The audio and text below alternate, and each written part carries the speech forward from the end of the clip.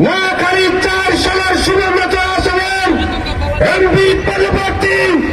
জননেতা মাওলানা প্রিয়জনম বক্তব্য নিয়ে আসছেন। জননেতা মাওলানা প্রিয়জনম নারায়ে তাকবীর।